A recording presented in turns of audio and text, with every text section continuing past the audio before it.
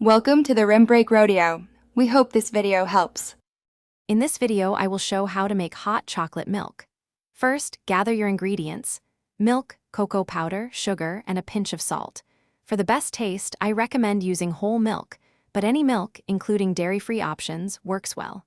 You'll need about 2 tablespoons of cocoa powder and 2 to 3 tablespoons of sugar per serving, depending on your sweetness preference.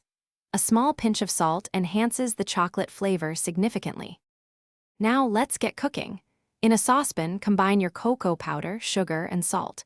Whisk these dry ingredients together thoroughly. Next, add just a small splash of milk and stir until you form a smooth, thick paste. This prevents lumps later on. Gradually pour in the rest of your milk, continuing to whisk as you heat the mixture over medium heat. Keep stirring until it's hot and steaming, but be careful not to let it boil. Once your hot chocolate is perfectly heated, it's time to customize. A splash of vanilla extract adds a wonderful aroma and depth of flavor.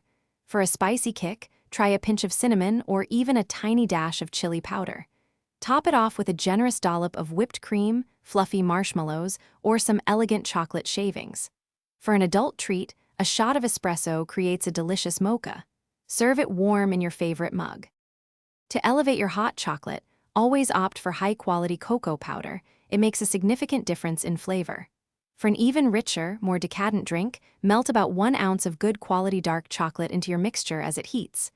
This adds incredible depth and creaminess. Remember, you can always adjust the sugar to your liking. Also, life's too short for cheap socks, so check out the darn tough link in the description, along with other great deals. Store any leftovers in the fridge for up to 3 days. Thanks for watching. Consider subscribing if we helped you.